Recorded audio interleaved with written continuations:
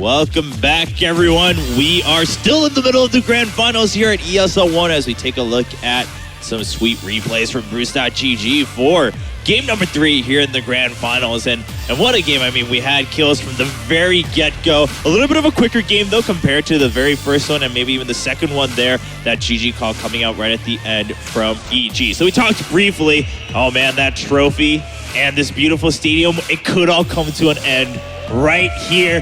Guys, we might have to exit the stadium after one more game. That's so sad. I think I'm going to cry, but hopefully that's not going to happen. And yes, that was a clear lie. I'm not really going to cry about that. But Jacob, do you think we will have a 2-2 or will we end 3-1? I think we'll have a 3-1 because I bet for Secret. I mean, they could win 3-2 though. It doesn't have to be. They could. I hope for a game 5. I still do. I think it's lovely to see these diverse strategies coming out from both teams. And as we saw in game 1 especially, there's such high-level spell usage that it's just so fun to see every single minute of the game. We saw the quick replay of the game we just saw, and Bounty Hunter died twice to the Mana Void hit on Tinker. I feel so bad for EY. He's just running around Invis and he's like, oh, come on. Yeah, some really big Mana Voids coming out right there. As we take a look at the players getting ready, EG starting to get a little bit nervous, and Sumail, lots of pressure on this guy. Alan, I mean, what do you think? He performed so well coming into the finals. I mean, he was the star player of EG this tournament until now. I mean, I think he still is. I think he's done his part in these games. I really do. I thought he kept up with a fairly farmed Anti-Mage that, at least after the first few minutes, had a fairly free time in his lane. I mean, 15-minute Battle Fury. He kept up nicely, but I really felt like the rest of Team Secret just stepped up their game a notch and outplayed EG. I mean, I think this was the first game where I really felt one of the teams took it to the next level and just outperformed. And I mean, EG need to respond, or as we said, the series is going to end. I still think we're going to have a game 5, but we're going to see right here. Yeah, of course, the picks and bans kicking off in game number 4, and we're still seeing that Queen of Pain being banned out by Evil Geniuses. And again, they're like, all right, Shadow Fiend, we gave it once, we're not going to want to deal with that anymore. And the clock being banned out by Secret, deeming that even though those hooks were missed a little bit, don't want to deal with that. Oh, look at this. Things swapping a little bit on each side. Tusk going over to EG. What do you think, Kai? Interesting first pick here by EG, but we've seen Universe having a really good performance on the hero as well, so I'm not too surprised seeing that. Yeah, that, I guess, you know, given what the games we've seen so far in the finals, Ben, do you think this was kind of a go-to for Secret, going with the Naga and the Keeper of the Light? I mean, the Keeper has just proven to be immensely useful, and there's just so much synergy in between how they play. Like, they have Null Field and the heal from the Illuminate Scepter from the Keeper Light to keep down from the Tinker spam and the Shuriken spam. On top of that, they like recall very effectively and use ganks very well. I mean, the Keeper has just been, I mean, they just utilize it so much better than everyone else, I feel like. Oh yeah, definitely. I'm curious to see the Tusk pick, because who better to know how to counter it than the team that utilizes the best? So I think Secret probably has a way of dealing with it already. It was a very quick pickup of the Siren and Keeper of the Light as well, so they probably expected the pickup. Yeah, that's true. And of course, I mean, Zai, we've been praising his Tusk play all throughout the finals so far. He's really shown what next level things he can do with that hero. And EG now taking a little break, they're like, okay, it looks like Secret really well prepared, and going with the Lion, a little bit more lockdown on the side of EG. Really neither team committing much, though. I think both teams, you know, they both know this is an elimination game, and very leery of giving away any information here in the first phase. And again, I like the Broodmother ban. We commented on that on the last game. In response, Secret going to go ahead and take out the Sumail Storm Spirit. I do think with the line pickup that we see here by the side of EG, that they might suspect that Naga is going towards a carry Arteezy position. I think Naga plus Keeper of the Light does not have the greatest synergy in terms of support duos. So Lion, picking up Lion here, you have 2 spells that deal with illusions very well, and therefore also in combination with Tusk, you have not just a great burst duo, but also something that works well against illusions. Very true, and this is something we've been contemplating the whole weekend, actually. Are we going to see Arteezy pick up that Naga again in these finals? And it looks like this might be that chance. The Razor being banned out this time. People were expecting maybe that'd be the last pick in Game 3. Didn't see it, and we're not going to see it in Game 4 either. Yeah, you do wonder if this is a setup for a Secret picking up a Bristleback, perhaps, even though we've questioned that hero. I actually think it works pretty nicely with the Naga Siren in terms of just being that tanky, pesky hero hero early in the game, in the mid game, take a little bit of pressure off the Naga if indeed she does end up in a core role. I mean, there's still so many good heroes left in the pool. We saw PL ban last game when there was a Keeper of the Light picked up. There's still Dazzle, which has a lot of synergy with Naga, and it's pretty good against the Tusk. So, I mean, I'm not particularly sold on the Naga Siren core, personally. I mean, I think even with just like a sleep setup into Keeper Light Blast, that's 500 damage. And especially in a patch where BKBs aren't that prevalent. Yeah, and it also frees you up once the Keeper gets the Aghanims. It's not just the 500 damage. It frees you up so that if you have the right lineup, you can get all your team in there for the heal, too. I mean, yeah, it's funny, just in general, how we're talking about these drafts. I mean, that's one way I think you can tell that we're talking about two just amazing teams. It's like, well, they need to ban this hero, and this hero, and this hero. You only have 5 bans, guys. Yeah, that's why it's so tough, and that's why it's really interesting to see what they've prepared. I mean, you have to expect you're going to give away some of these really good and trademark heroes. Darkseer coming out once again in this game. Looks sort of similar to game 2 we saw from Team Secret, only this time Jaricopter is banned out, and I don't think it's likely that they'll pick up a Crystal Maiden. Honey, you kind of gave me a weird look when the Darkseer came out there. What do you think about this? No, the impression I have on the Darkseer pick is that you want to ease up on your short lane. Or, I mean, I agree with Ben that it's not 100% sold on the Naga Siren as a carry, but I do think Darkseer puts a lot of pressure on towards the short lane of Evil Genius here, where they have to be dealing with that. So you can't just roam around the map. You can't just help up Sumail a lot without, pressuring your carries lane. And we've seen in the last game, Fear was under a lot of pressure, and he did not seem to have the greatest impact that he had to have in the last game. I would like to see them go back to like Shadow Demon on PBD and Lina on Fear. I think they had a lot of success with that during like a brief few weeks, and it's exceptionally good at dealing with the Darkseer. True, yeah. Very true. So we'll see. I mean, they do have many choices left. There's quite a bit of time left for EG. Yet again, we have to talk about this Sumail hero. I feel like when you start getting Queen of Pain, Leshrac, Shadow Fiend, Storm Spirit all banned out, we start talking about the Zeus. I don't think you'll see the Tinker again. We have seen Sumail on Lina and Magnus in the past, but they've kind of had mixed results. I really, really do like EG going back to the Earthshaker, this time in conjunction with the Tusk rather than against. But 27-5, again, record for PBD on that hero. You also might see this with Universe in the off lane. Although just based on what they picked up, I think you're going to see a Universe on Tusk with PPD back on the Earthshaker. I'm actually not too opposed to the Tinker pickup because they have the last pick this time around, so they can sort of just hold for it. And I think he did really well last game. He farmed incredibly fast. He kept up with the Anti-Mates even after the Battle Fury. I don't think Sumail was the... Oh, no, not at all. Well, I mean, it was the anti-mage that really made some trouble for EG. And like you said, Jacob, if you wait, I don't know if Secret will necessarily pick that preemptively going in. So maybe they'll have that chance for the Tinker. But so far, what we have is still pretty open for EG. And meanwhile, they've already covered their bases. They have all that lockdown. If they want to fight, they can. I actually like the anti-mage pickup for EG. Yeah. It's good against Darkseer, which actually, Ben struggled a lot against last game. Like the Ion Shell really hinders his farm, whereas it can be dealt with pretty well by anti-mages, and also pretty good versus Naga and Keeper, good against core Naga, that is. All right, and again, I'm still going back to what's Sumail's hero going to be, because you've now got one more mid option taken away. No, I mean, certainly the Tinker was not the problem last game, but we talked during the draft. There you go. There you go. What a right call. on, Ben. Anti-mage coming out immediately for EG. Now, Kai, as Alan was mentioning, I mean, a lot of options already kind of taken away from Sumail. What are you expecting here? I mean, generally, I would like to state that with a Lina pickup, you could opt towards Keeper of the Light can now focus towards the jungle again, where he can have, he's just going to farm up and potentially axe again, like what he pretty much did in the previous game. And then you have Naga in the core position, but they're still not sold on it, where Naga could still go towards Lina could still go towards the mid lane if something would occur in the draft of EG here. But generally, I would say that Lina's on the support side of Naga as core. You can start with a net into follow-up stun off the Lina, so it's a pretty good dual lane combo there, I would say. Very true. I mean, yeah, we do have to keep in mind where exactly is that now going to be placed for Secret. There really aren't that many choices left for Sumail. Like, so many of the heroes have been banned out or picked.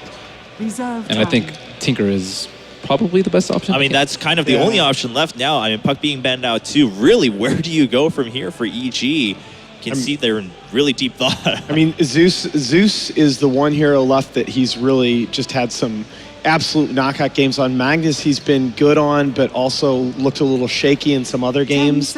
I like Zeus. I think it's pretty good against illusion-based heroes. I think if it were a different team, they would pick Viper, but I don't think that they really pick that at all for Sumail.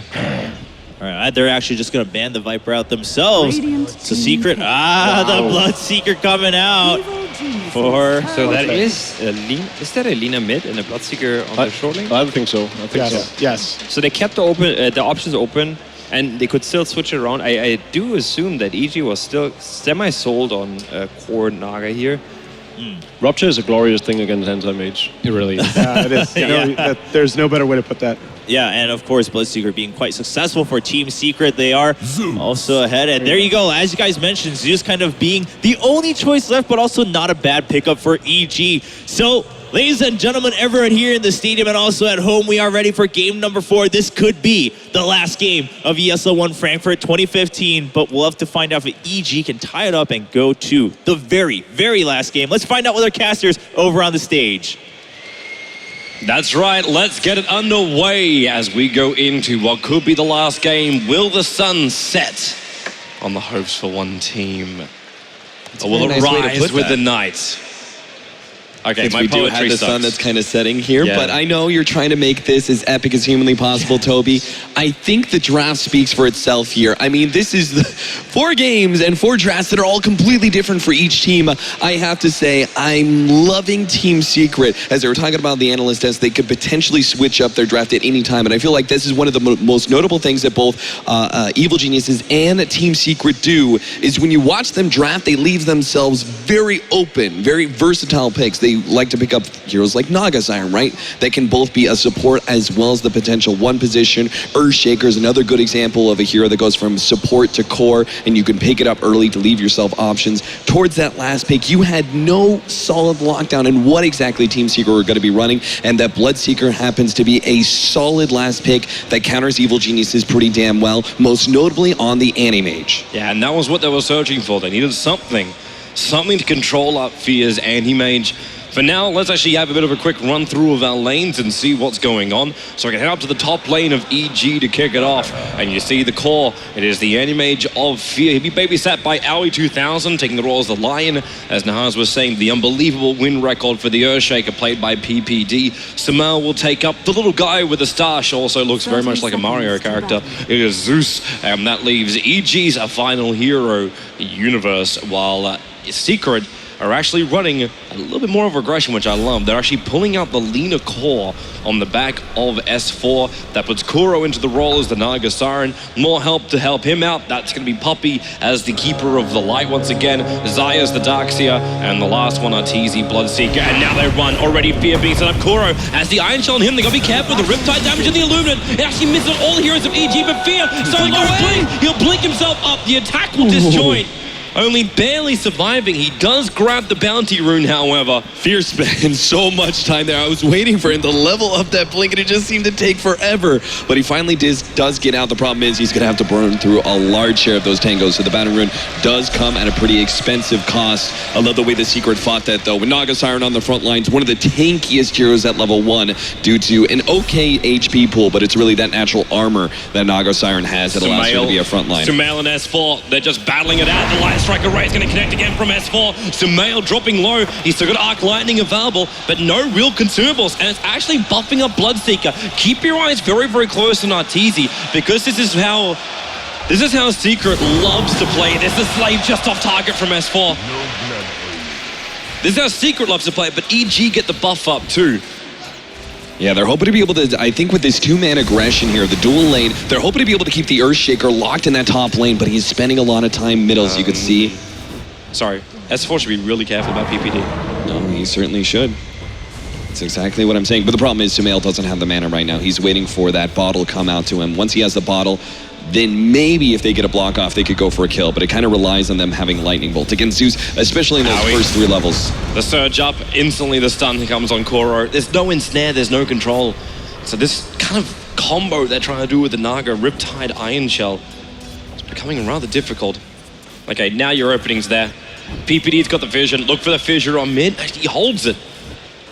Does S4 know? S4 knows. Oh, he He's got definitely perfect knows. vision. Yeah, but here's the thing, right? Zeus doesn't have that much burst damage. He went for the 101, which is very natural for Zeus, and then he goes for the second level on Arc Lightning because it's really good for CSing with. Level 1 Arc Lightning, you spam it out 3 times, it leaves the range creep with 1 hit for a deny.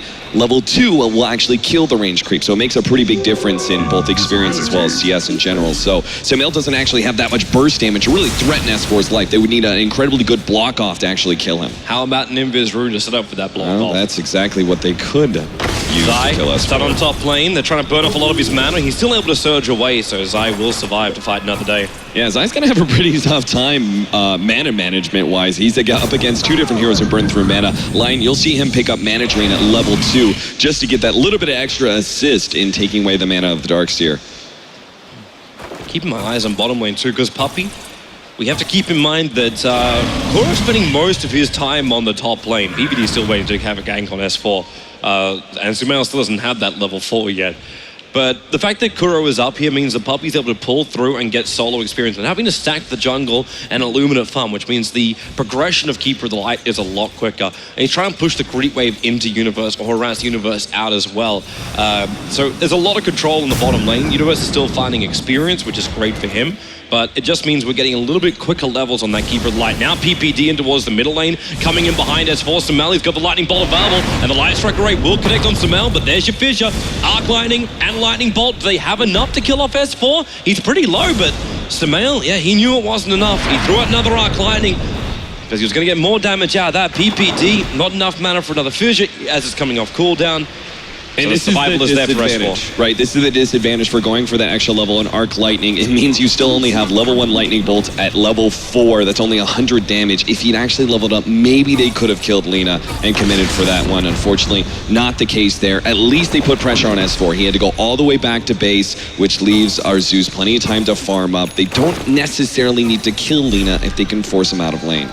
Kuro too far away from Zai to get that surge, but he will be able to ensnare on PPD. The Fissure will fly out as well, but doesn't block. But that's not a bad thing, because Ao is coming in from behind, and they might have more support. Yup, it's Sumail rotating up. Zai could be in trouble. Surges away, the lightning not going to stop him. In fact, Kuro turns with the Iron Shell into Sumail with the Volatile and the stuns. S4 trying to buy some space. Light Strike Array splits the heroes in 2, but doesn't hit either of them, allowing Sumail to get the first hit, and Zai has to chase him down. Is there enough damage with Fear now turning on to S4? Light Strike Array on Aoi, but Universe to charge, killing off Darkseer, now into the snowball on top of S4, but Arteezy, he's still here, is so low that S4 down for the count. Aoi's low, but this means Arteezy can really start to mop up. He's hit level 6, he's got Rupture available, he's killing up Aoi 2000, 1 attack, and that should be all it really takes. More support, Universe going, he's on the high ground, hits the Illumina, Universe trying to run back into safety of the tower, and the Fissure area of PPD. Able to do so, but what a rotation from Arteezy. And what a time to have level 6 as well. He's not even 5 minutes into the game. Unbelievable. The amount of action that we see in these games. Everyone is rotating as much as possible in the first 10 minutes. And game number 4 is no different, man. Again, Universe as well as the Bloodseeker, both coming up from that bottom lane all the way to top just to be a part of that. Good read from Arteezy. A long, drawn-out fight, but he saw, okay, if I TP in, there's so many heroes low, I can take advantage of that. And sure enough, double kill. An excellent start for a hero. That is the definition, I think, of a snowball carry. And now they actually are able to move him out with these quick kills. He's able to go into the jungle and start farming this up, and this gives space to Kuro on the top lane to try and catch up to his level 6, get the solo experience. And Fear, he's a little intimidated by the fact that Kuro is just standing inside the lane. He's not quite sure exactly what he's up against because the Bloodseeker is missing, because Rupture is available, and if he gets caught by this, potentially is his death.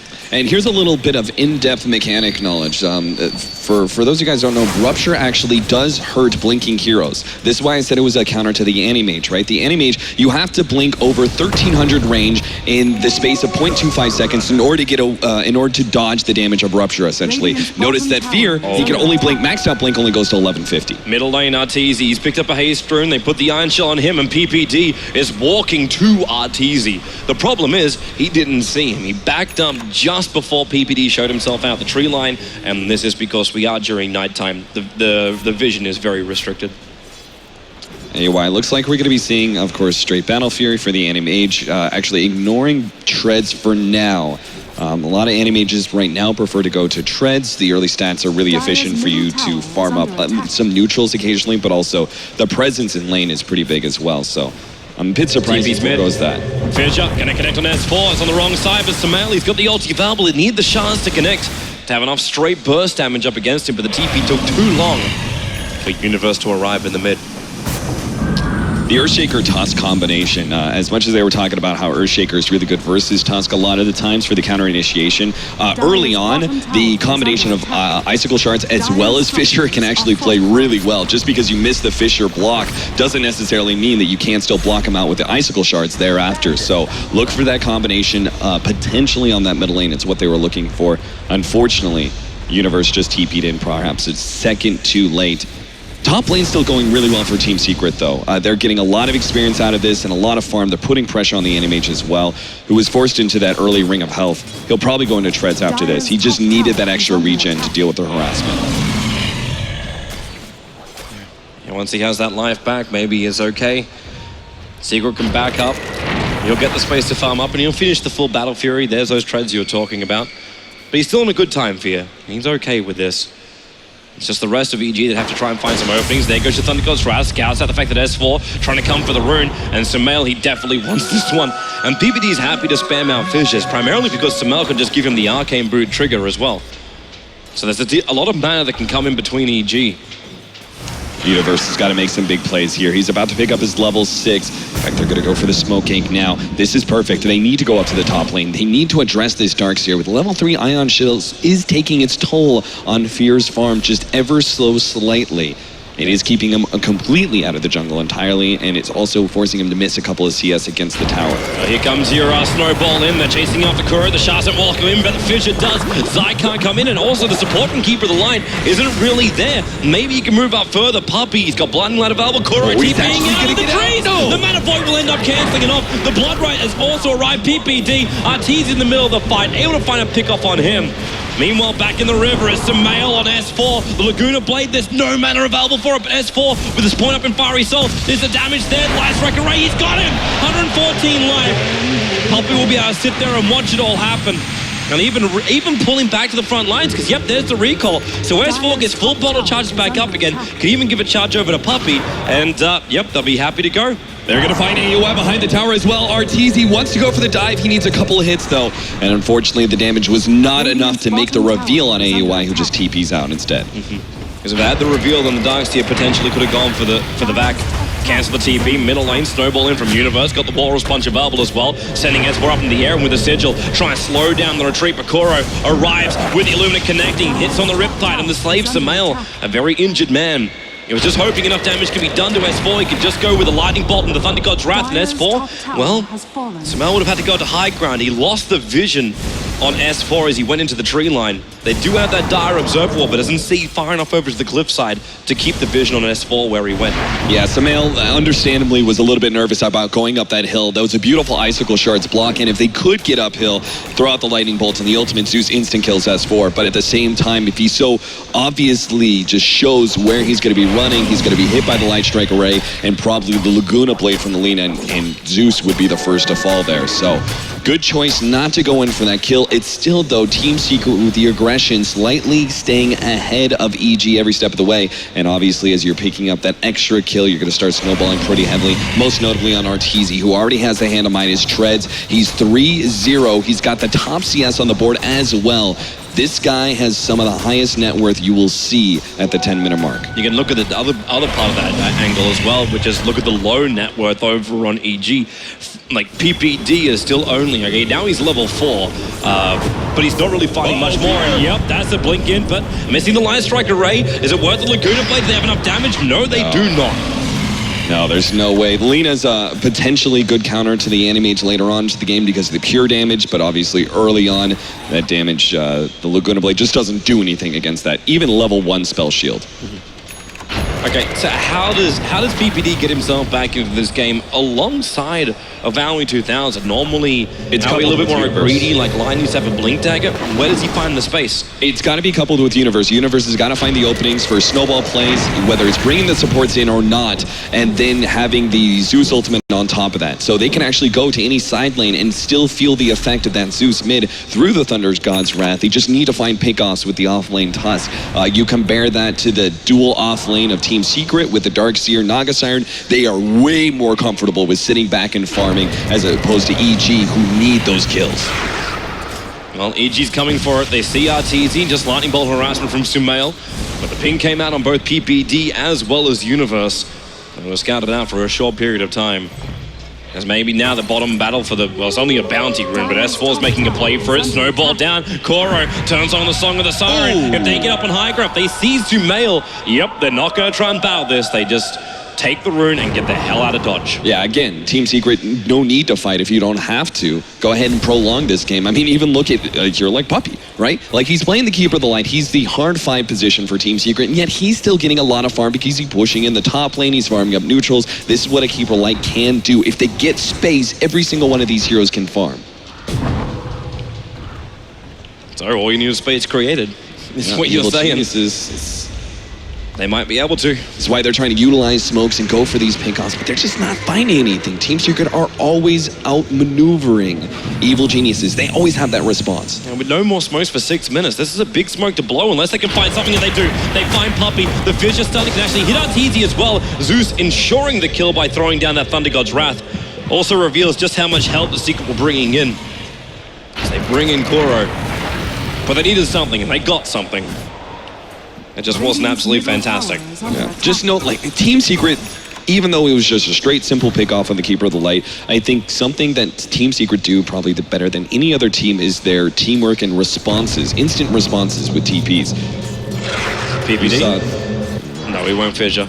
I thought maybe he could cancel the TP out from Arteezy, but he didn't have vision around the tree line. So there was no vision there. I mean, this is a Naga Siren game, but it's a Naga Siren support, yet Team Secret are still essentially ratting out Evil Geniuses. Coddle pushing top.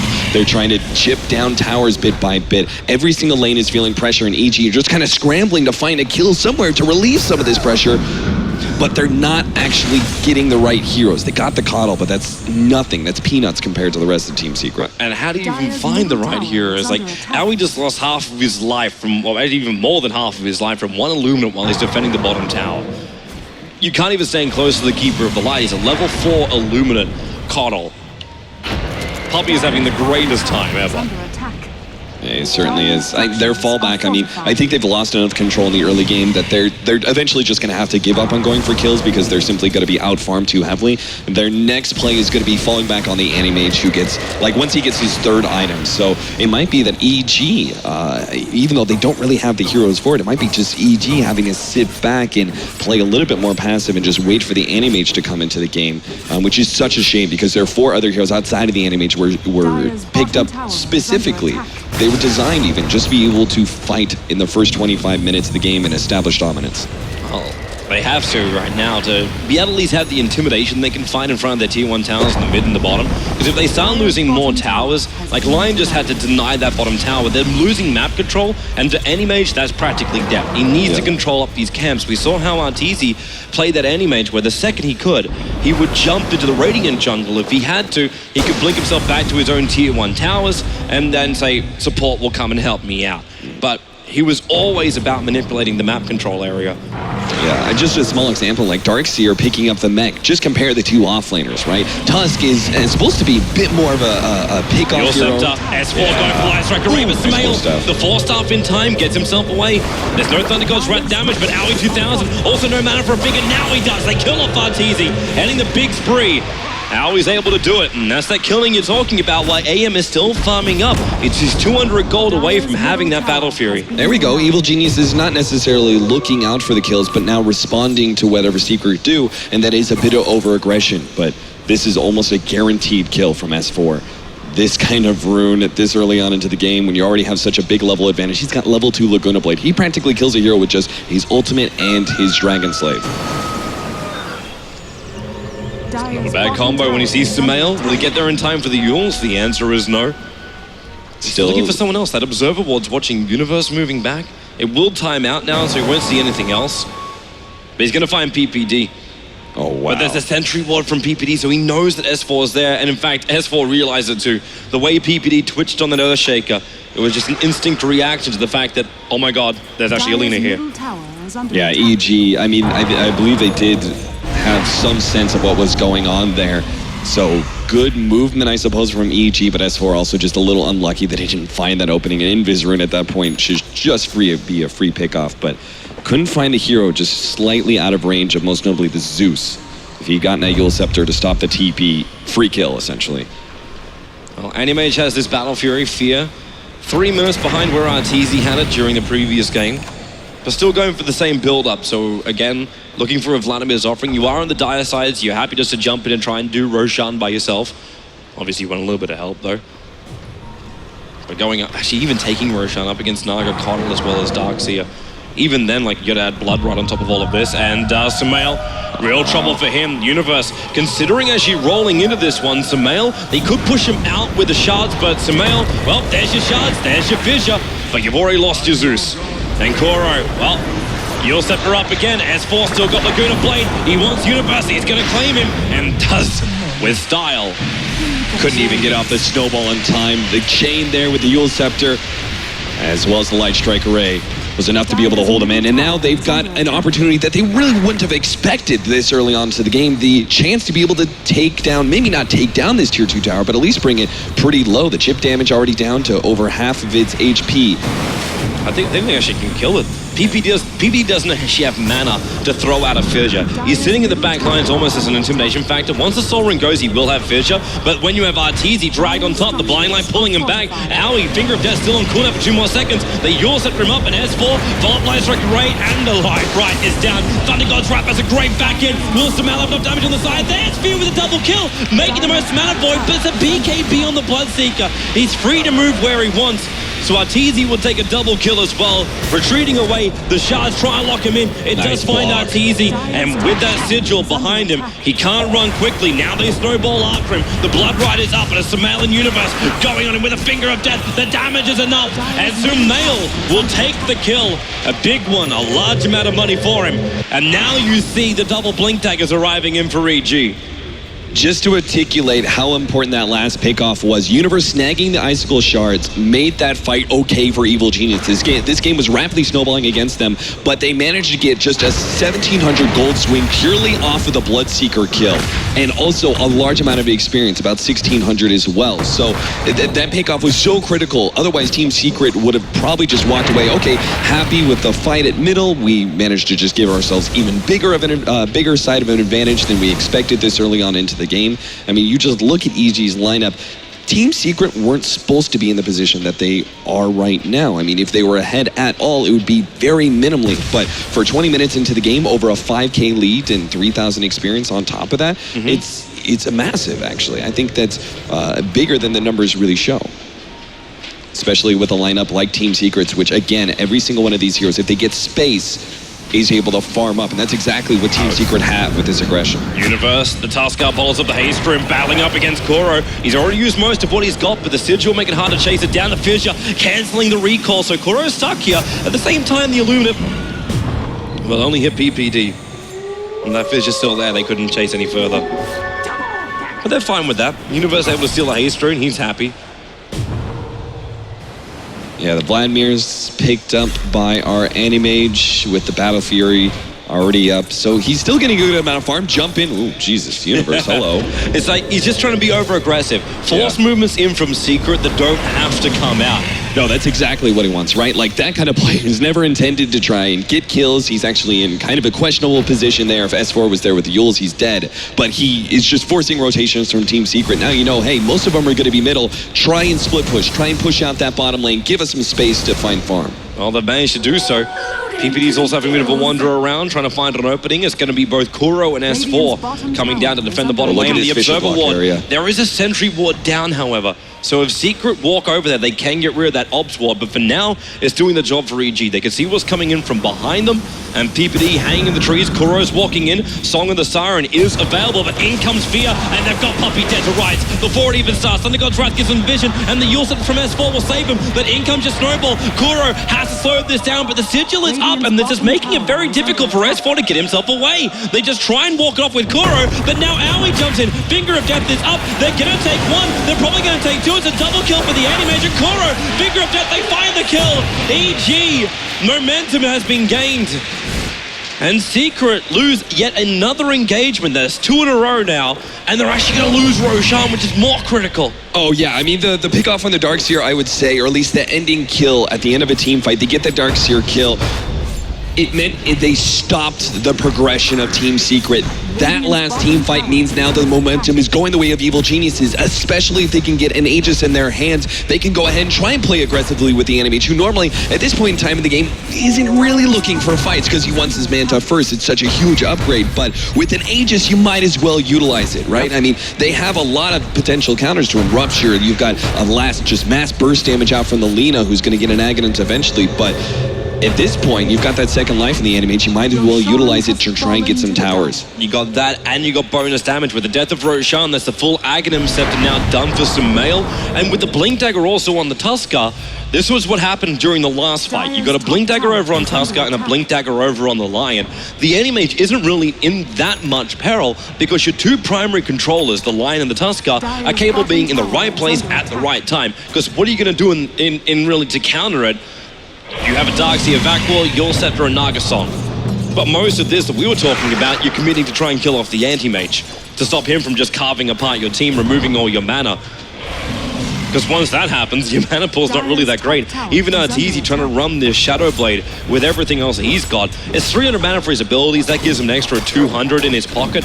But that's not much to speak of once you get 2 hits in from an Anti-Mage with mana burn. There's more incentive also for Evil Geniuses to group up and potentially try and push towers and force fights. The Shadow Blade on the Bloodseeker means that he is obviously a very good pick-off source now. He can pretty much solo run around the map, and he finds someone like the Lion, the Earthshaker, can easily pick them off and slow down certain items like the Blink Dagger on their Earthshaker.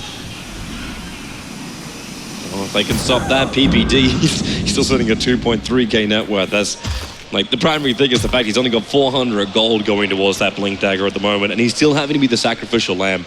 He put more money into the Lion, so he's capable of surviving. The Earthshaker throw a fissure. Later in the game, maybe then he can pick up a Blink Dagger if things go right. But PPD has to be the sacrificial lamb. Man, I love this Glimmer Cape Naga Siren. It reminds me of like the Ogre Magi that we saw several patches ago, where he was just like a super tanky 4-position support where he was able to be right up in the enemy's face. The Naga Siren is essentially the same. Not so much an HP pool, though she's all right in that regards, but just because she has such high armor, and then with the Glimmer Cape, she has a natural magic resistance as well. In comes Fear into the Radiant Jungle. He's looking to try and creep skip this out so they can finish up the tier 1 tower, and that's exactly what they'll do. The shards will help him. This is more and more money just rolling into the bank account of Fear with the tier 1 tower to drop 2. Even Sumail, after picking up the Aghanim Scepter, has another 1,400 gold as he gets the last hit in that bottom tower. So the next item will also arrive, and then I actually ask you a different question. What happens if you get Refresher Aghanim Scepter on the Zeus? How much life will there be for both the Coddle as well as the Lina to play around with? Oh, or maybe even the Bloodseeker, right? Like, if he actually is anywhere nearby, and well, he has that Blood Rage on himself, you know, that's going to be bringing him below half HP. Oh, they're fighting Puppey. He's bringing in more support. He gets attacked, but Arteezy will be able to arrive Puppey low, and they turn on the Song of the Siren. It's wasting the BKB, a Bloodseeker, though, but will it really matter? Back into a double Blood Rite. The big silence, Aoi, he's got nothing more to give. In fact, it's a double kill for Arteezy. Fear with a cleave. How much damage to Fisher? And bottom of the time, and there's your Mana Void. A double kill for him. The Blinding Light pushing him back. Kuro keeping out the tree lines. Can they hit him? You bet your Nelly he can. Triple kill. The Ice Shot blocking a Puppey. He'll go down. The damage is there. Ultra kill to Fear. And they'll take the tier 2 tower, which is already entered on the bottom at EG. They're already back in this game. Oh, yes, they are. In fact, I would say that they're ahead in this game. Toby, Fear is going to be able to take down this tier 2 tower. He's got Manta straight up, and that's really where the enemy is then finally able to enter in fights because he just blows up certain heroes like support so quickly, and he was already doing that before. Oh, that tier 2 actually trying to give away to PPD in order for him to get the Blink Dagger a little faster. Unfortunately, slightly off the mark, does go the way of the Dire. Still, though, with the amount of space that they've granted themselves, Earthshaker should be able to farm up the jungle in order to get that Blink Dagger, and then we have some major initiation outside of just the jump in from Universe with that Blink. Fear could actually, if he wants to, yeah, he's going to. He's just going to take the tier 1 tower in the middle lane. There's no fortification available for it, and he's still got this Agassi model for another minute. So even if Secret initiate on him, he's going to be fine. The Tuskar right behind him to help him out if things get wrong. And in fact, all of Secret are coming back to defend this. This gives space for Owie now on the top lane to find farm. And in fact, Simao is just checking it out. So it's not just like you look at the net worth and it finally goes to the advantage of EG, but if you look in just team fights, right, so many of the items that Secret have utilized their net worth to pick up may just be completely countered out by EG's initiation. Such things as like the BKB from Arteezy, they could easily just jump him, and Bloodseeker, especially if he's got his... Speaking of jump, they found him. The shards are coming in. Arteezy is the BKB, but Universe right behind him turns the Rupture on Owie, who will just TP himself away to safety. The damage is not enough to kill off Owie. As long as it doesn't walk, he's fine. But Arteezy is not. Down on the top, Zeus will find the kill, and yet another injection of money coming in to Sumail. And look at that tier 3 tower at the bottom lane. It's 27 minutes in, and it's almost down to half HP. He's got the Manta Illusions marching in to do some extra damage, and he's also clearing through the enemy jungle as well. Remember where we were talking about how greedy Team Secret's team is and the fact that every single one of their heroes can farm. Remember how much space they had. They had basically 70% of the map to utilize to farm, and that's rapidly being cut into with Animage occupying their jungle and EG holding on to their side of the map as well. Man, just looking at, okay, we have a 28-minute Blink Dagger on the Earthshaker. At the same time, the Secret smoke up. This could actually be quite terrible for them. But even the graph, like, checking out the graph, if I'm looking at this experience graph, almost 10,000 experience swing just within the last, not even 10 minutes. EG have turned this game completely on his head and are rapidly approaching game 5 here. He's looking for this. S4's low. There's your stun. Needs a Fissure fall up inside. Interrupted. The Fissure will still connect with the Light Strike Array. Holding PPD in position. There will be a counter kill. But while this is going on, he's still kept 5 heroes of Secret occupied on top, while bottom lane, Fear is approaching the tier 3 tower. They have to bring people back for this. S4's the only one. He does have the Aghanim Scepter upgrade for the Lina Laguna.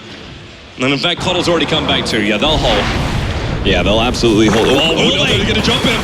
There's a Finger of Death. S4, Mana Void. It wasn't enough. He basically had full mana with the 1 charges, so it negated the damage of Fear, and he has to blink himself into the trees and TP out. Owie will not be so lucky. The blinding light into the Mana Break stun of Keeper of the Light, or Mana Leak stun of Keeper of the Light. Stop the TP out. It's one of the best small technical plays you can do if you get like Force Staff as well as the Blinding Light, putting that Mana Leak on somebody and then pushing them around as much as possible in order to stun them is exactly how you can stop a TP. Arteezy just shy of being able to catch out Universe there. And Tusk, I love this. Lotus Orb picked up by him. This is so big. If you ever manage to get a Lotus Orb and reflect back the Rupture on Bloodseeker, I mean, what does the hero do at that point in time? Especially if he's already blood raged himself, he just sits there, can't do anything. Maybe pops his BKB for defense, but he obviously can't run anywhere. He basically dies. That's really the answer to that. And Fear also now has more control. He picked up the Basher, so we're looking at an Abyssal Blade, the way where he can keep the Bloodseeker in range of him and not having to run after him all the time. Not to mention, it's just a nice little control effect on anyone that may be TPing out. Yeah, and the reason we just keep on getting so excited about this is that Team Secret were in such... I mean, this looked to be the most dominant win of the whole entire series. I was actually depressed. I thought we were going to have like a whitewash. Yeah, exactly. 22-0 finally, you could say. Yeah, Evil Geniuses, in a series of incredibly smart maneuvers, managed to pull this game not only even, but potentially back into their favor. That being said, there's still plenty of opportunities for Team Secret. They still have the Naga Siren, who is one of the more powerful supports going into the late game. They've got a very farmed Bloodseeker. Even if he's not as farmed as the Animage anymore, he's still going to be a significant factor. And you also have the Laguna Blade, with level 3 coming up in just a second. That's 950 damage. That cuts the Animage down to size real quick.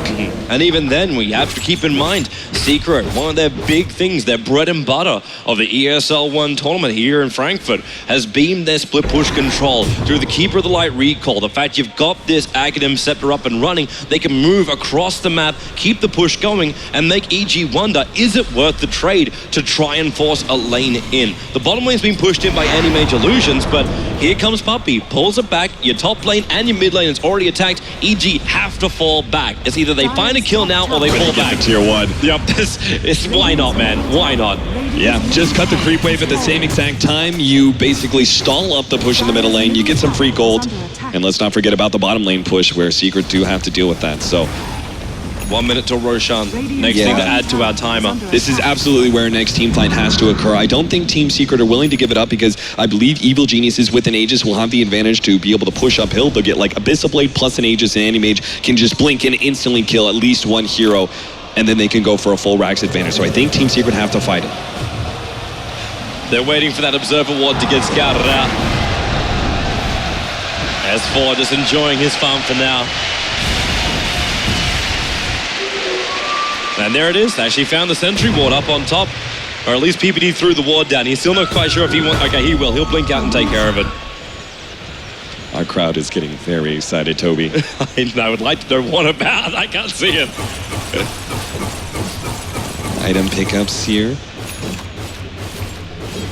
Okay, so talking about as we start transitioning maybe more into the mid-game here, Team Secret, I believe it is to their advantage to stall this game out late. It would most definitely be to their advantage if they were able to transition this Naga Siren from a support into a core position, but that doesn't seem like it's very likely to happen in the next 20 minutes. And Kuro is just too far down in the net worth chart. This is one of the downsides of going for the Glimmer Cape build, right? But I still believe that they have an advantage simply because the Animage is going to max out sooner than the Bloodseeker, and the Bloodseeker may be a little bit more powerful as a carry than Animage. Owie. Yeah, real trouble. It is daytime hunting with an Aghanim's Keeper of the Light. They 5-man smokes and they pick off the Lion. Not a bad kill, but I'm still seeing Fear having all the space, and now a full Abyssal Blade is done. 33 minutes in. That control is there. And there's no real way for Secret to pick up new items from the Secret Shop unless they bring friends. Because there is a dire Observer Ward. Even if there's T1 towers alive on top, it won't be for long. Fear's moving up to take care of it. The fortification will make him like slow up a little bit. But with the Thunder God's Wrath, they realize no one's there. He'll stick around and finish off the tower.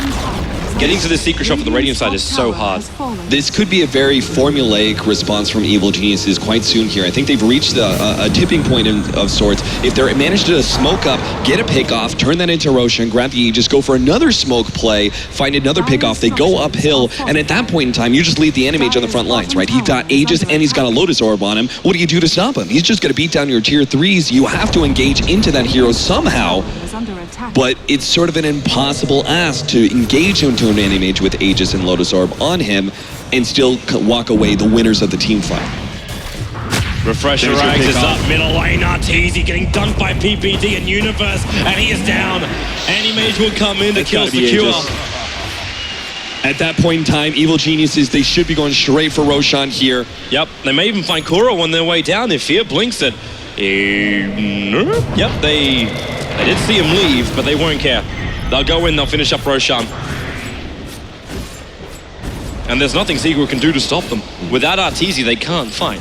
Yeah. And they're not going to buy back on him to stop EG from doing Roshan. All Team Secret can really do is just try and split push, which you can already see Arlena's doing up there in the top lane. He's also looking to be able to finish up that BKB, which is kind of a necessity, but at the same time, the BKB is not going to stop the Abyssal Blade Manta of the Animage. He blinks onto S4, Abyssals him up, and then right-clicks him down with the Manta Illusions and potentially a Bash proc. He may never be able to use a Self-Fuel Scepter.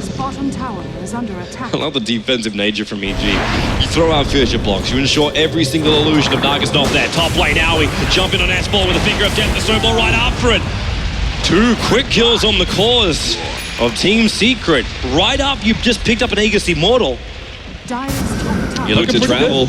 Yeah, the Animage at this point in time, he can go ahead, like he dropped that TP scroll, so he needs to make up for that while he's still holding on to the Aegis. So he grabs the full Boots of Travel now, and this also means he can go ahead and deal with any sort of split pushes out from Team Secret, who can do a lot, especially with the Keeper of the Light, with the Aghanims. all that recall factor is important, but Fear can deal with that and still join his team when they go for a 4-man push. Now, I thought maybe they would try and push in with the Lina dead, but I think they still have another smoke to utilize. Double check. No, it's they out of don't, stock. actually. Out of stock for 7 minutes, and Oh, that's because they just use it. Look at that. well, that'll be one way to do it. Yeah, the PPD way. and Universe sitting on the front lines, and well, Universe very close to Kuro, who's in the tree line, but not close enough to break that smoke as we now go into nighttime. So vision restricted again, and PPD preps up with an aggressive ward. There's a big double damage rune in that bottom lane as well. Maybe Fear can utilize that for in the next 2 minutes somehow. Well, is Fear the one you really want to give it to? Universe can bottle it up. He does a lot of damage when he jumps in. Oh, sure. That's not a bad idea. Solely because of Walrus Punch, right? Most offlaners are not going to pick that one up, but it's one of the few times you may consider it. Yeah, but they leave it for Fear. And now they'll try and come down for a kill, but Puppey's the only one really exposed on the bottom lane. And is he really even exposed when he's Illuminate farming out that bot lane? But with the DD rune, you can definitely force out towards the tier 3 tower and potentially even Rax. And yeah, Puppey's bringing back help. The TPs are already on the way in from the Darkseer. The Illuminate slows down the creep wave, but it still gets up to the high ground, and all of EG are here ready to fight. So Fear 2 swings and that creep wave is gone. Attack is the town, fortifications available, and there's your Lotus Orb, and Puppey mana leaking himself. Well, that's ironic, as he'll have to just stand his ground. There's a double ulti available from Sumail. Throws out one, actually, sorry, he already used the Refresher Orb, so that's not available.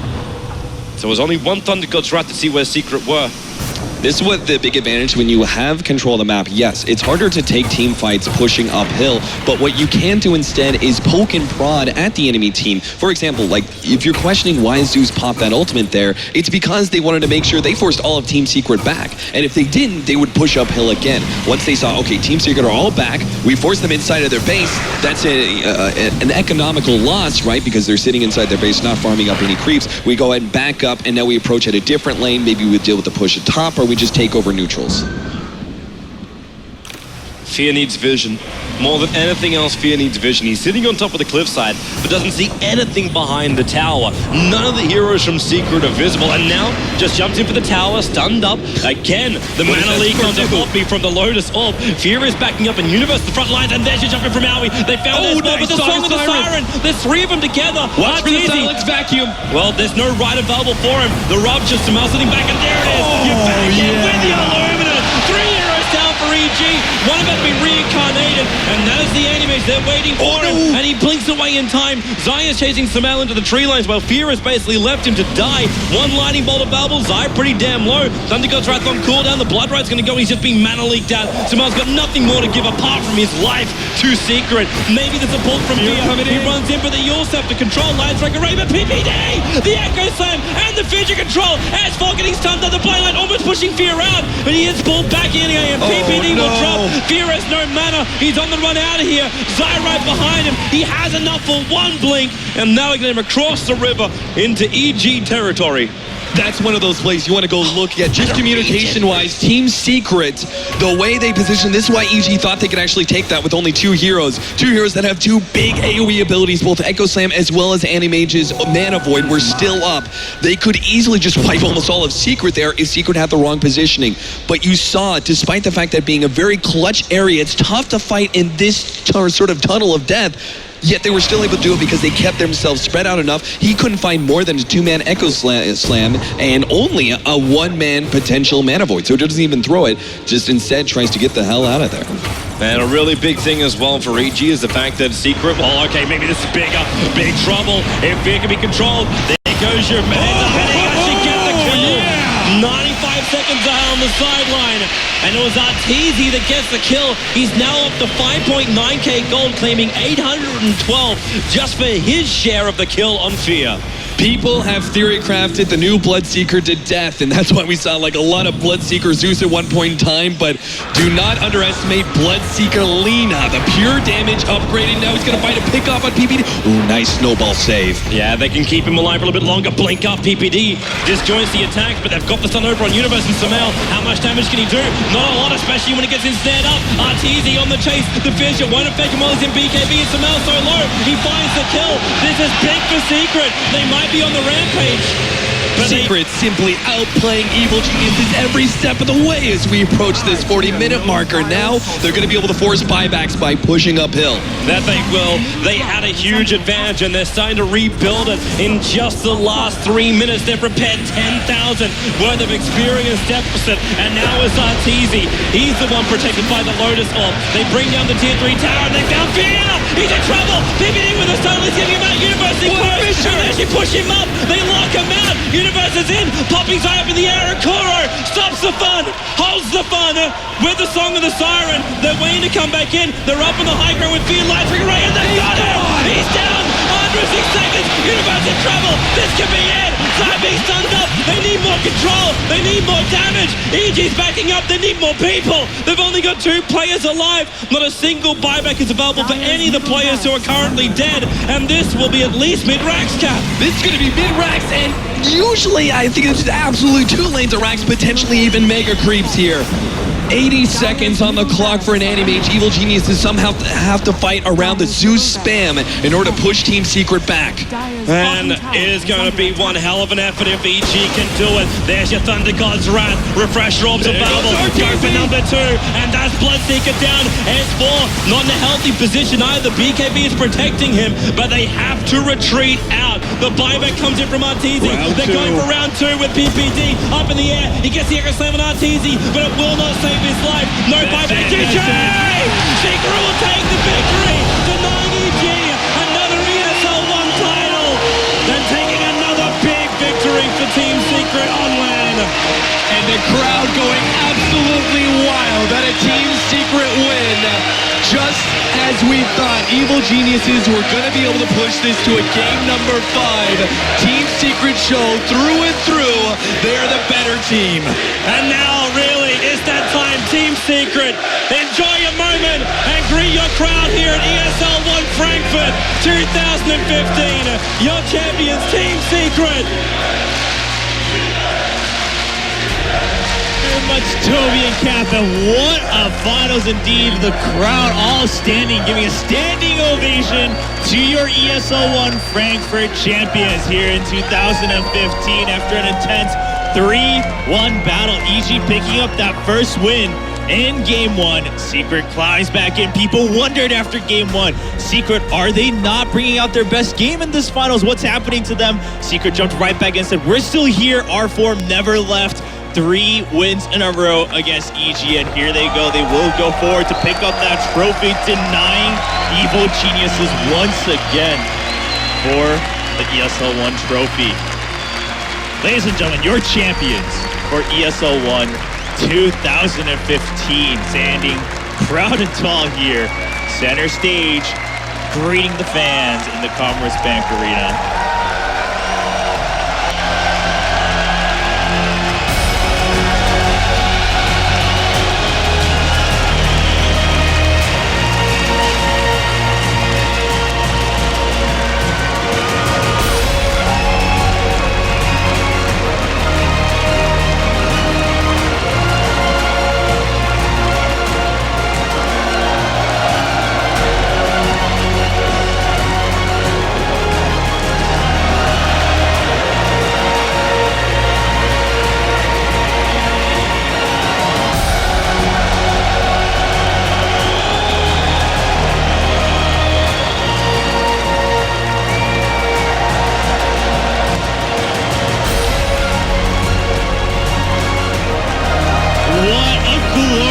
Moment for Team Secret, each getting a chance to just lift that trophy and look at the crowd going wild.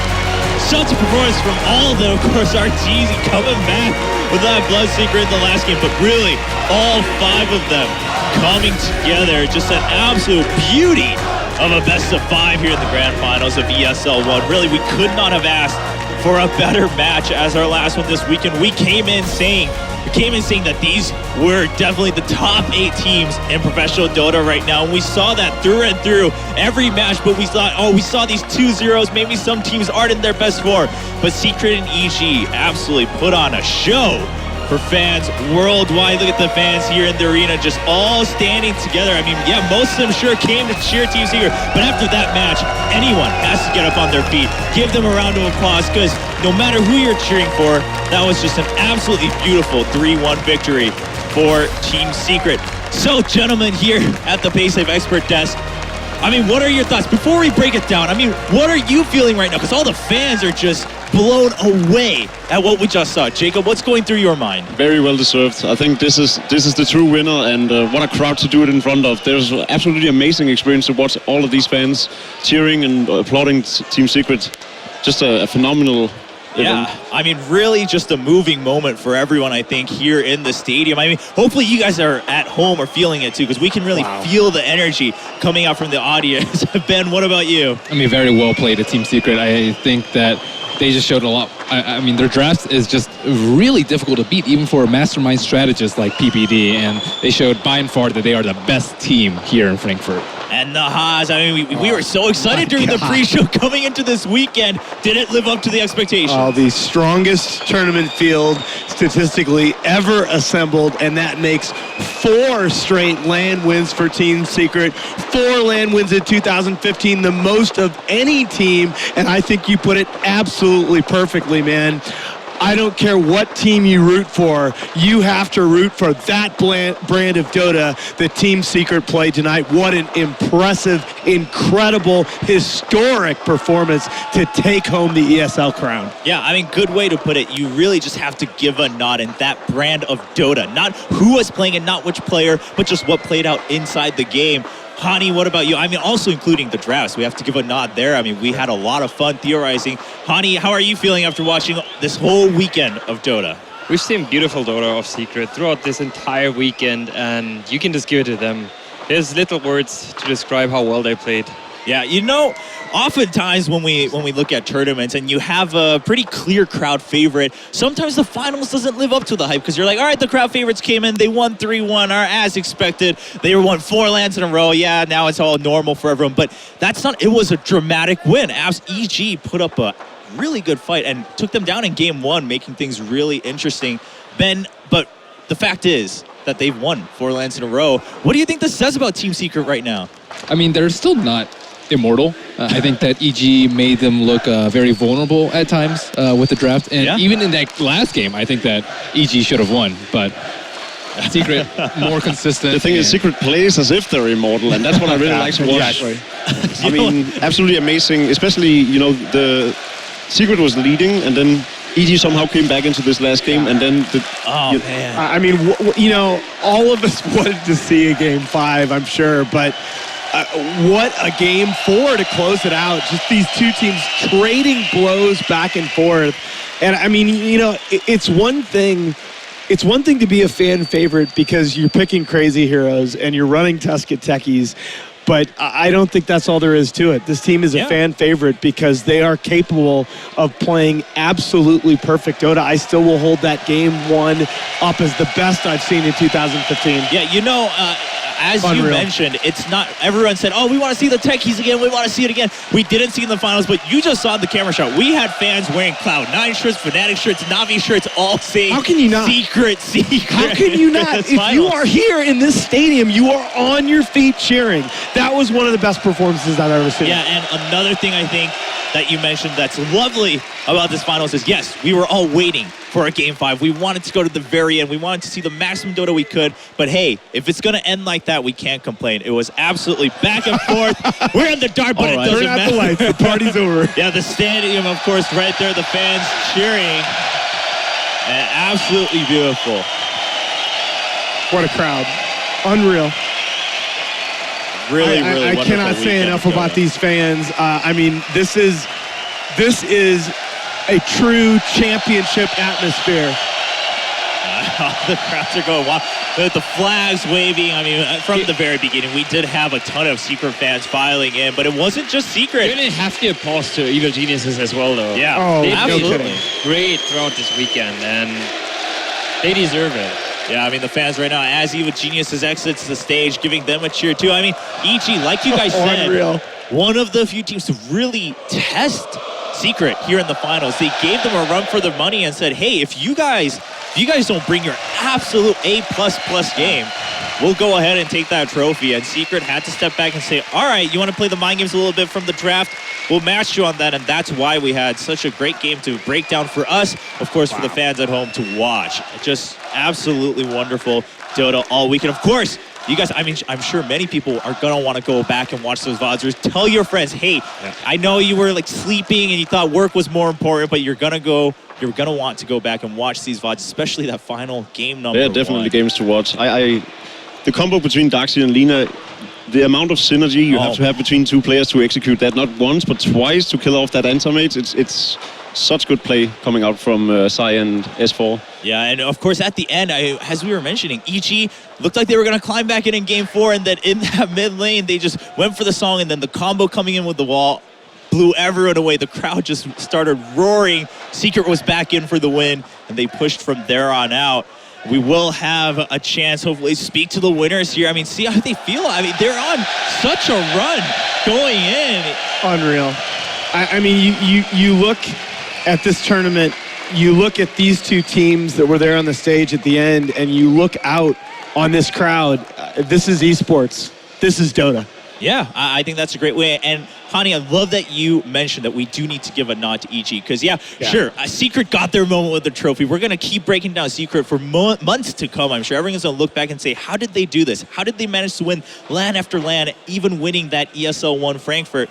But EG, they showed up to play. They showed up to play this weekend. I mean, they went 2-0 in both of their quarterfinals and their semifinals. People thought, yeah, I mean, EG definitely a team that can make it to the finals, but they might have a tough time, especially with that side of the bracket. How do you feel about EG's performance this weekend? They've performed great throughout the entire weekend, and Secret just has been this slight edge better than them, and you never know, like, it could have been another BO5, and the cars could have been different, but... Yeah. I mean, and you know what, let's not stop at EG, okay?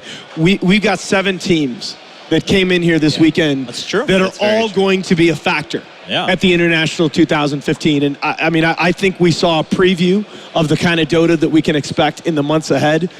But man, I am just still, I stand absolutely in awe of the plays that we've seen this weekend and of the players that we've seen on this stage. I mean, speaking of plays, of course, we've seen plenty of plays with all the Bruce.gg highlights and whatnot, but Ben, if we had to choose one, would you agree? Game 1 of the final is probably the most memorable game. Definitely the best game I've seen here by far. It blew my mind. Yeah, everyone backstage, hearing the crowds, everyone was talking about it, cheering them on. I mean, we were all losing our minds watching that game 1. It went for so long. I mean, Jacob, are you satisfied with it? I thought we saw some decent Dota this weekend. I am way past satisfied. This has been perfect, absolutely perfect. I'm so happy to be a part of it and experience these guys most of all, and of course the teams on stage and everything. It's been absolutely phenomenal. And you know, I've been to a lot of internationals. We did this last year. We did it in New York as well. It's just always a new experience, and it's always the most amazing experience every time. I would like to join on that. I would like to give the crowd a big, big shout out for everyone that came here. You've been amazing. Yeah, you guys have been rocking it this weekend. And not just here, I mean, we've seen how much people are loving it at home, but of course here we see it, we hear it, we feel it directly, and I'm sure the players did too. We saw the players, I mean, even the teams who may have gotten eliminated on day 1, they were happy to come back and stay here to watch the games, interact with the fans that came to the Commerzbank Arena. Of course, hearing some cheers for Hani here on the expert desk. We've had a blast here on the PaySafe Expert Desk too, just breaking down all these games. All right, I want to try something with you guys. I think that we don't do this enough in esports. Who's your MVP? If you had to pick one player out of the whole weekend, who's your MVP of the tournament? I'm leaning towards Sai. Oh, okay. I mean, Zai showed some. I do want to mention that we saw still a big difference in the tusk play of everyone else versus Zai. Actually, no, I'm gonna go with KuroKy. KuroKy. The Wisp and then the Siren in the last game and everything. I think, and the Rubik. Yeah, and the Rubik. I think KuroKy should probably be the MVP. I think Puppey. Yeah. Puppey with his drafts. I think like there were a lot of overlap in the heroes. Like we saw Naga Siren taken by Secret constantly in the late game. EG had to eventually just take Tusk because they didn't have a ban for it. And overall, his Keeper Delight was just spectacular. What about you, Hani? It's a tough decision. I'm not the biggest fan of MVP votes because to me, in the end, it's the team. Fair enough. just played equally well. I mean, the tough thing compared to, say, what other sports or competitions may do is that, we have very specific positions that affect everyone else a little bit more. You can't just have the carry. Oftentimes, if you have to pick the MVP, it's going to be the carry because they're going to have the top score and whatnot. But it's not just about who gave that hero to the carry. It's going to be the person who's doing the drafts, etc. But of course, we can't leave you out of this. You posed a question, but you're one of the experts here. I'm not, so I'm free from the MVP. Well, I want to start off by, before I say MVP, I want to start off by giving a big shout out to the managers and to 1437, who's just a great coach for Team Secret.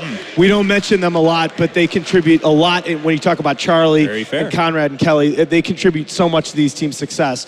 But my MVP is S4, because I think when you talk about the drafting, when you talk about the shot calling, the thing that stands out for me about Secret is their team decision making is just absolutely, it's been near perfect in these games. I gotta believe that the man behind that TI3 run by Alliance has a lot to do with that. I thought individually, of course, he played outstanding, but my MVP is really the guy that I think makes Secret the team that they are. And I, by the way, agree with Hani. I think there's no wrong choice. Yeah, well, at this point, you guys have mentioned 4 players, so I'll just put in my vote for Arteezy. I think he's MVP. There we go, all 5 members of Team Secret, MVPs here at ESL 1.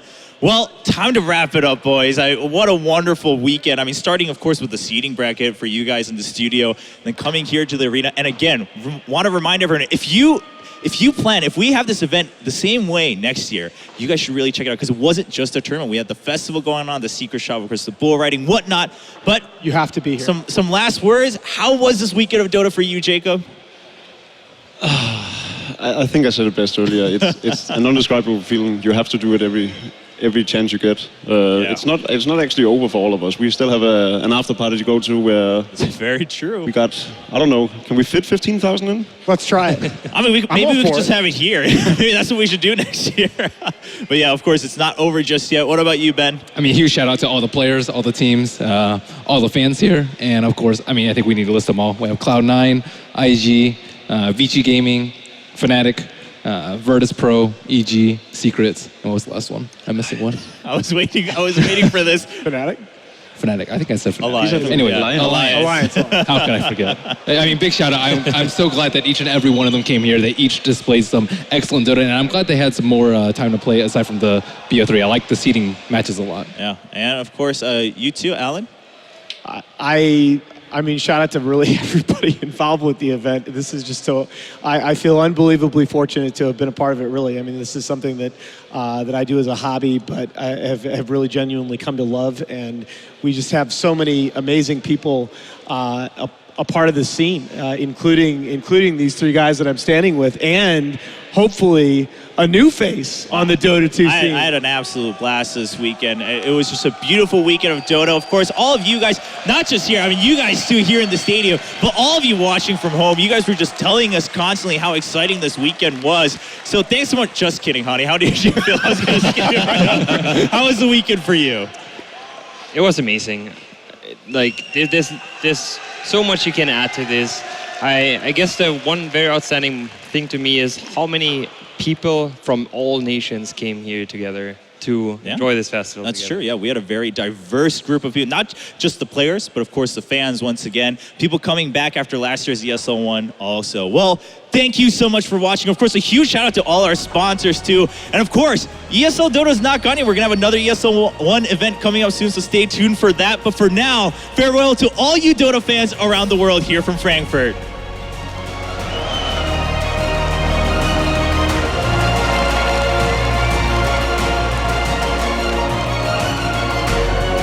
I got good, I guess. Must have tried to get him to the hill. Nice! Nice.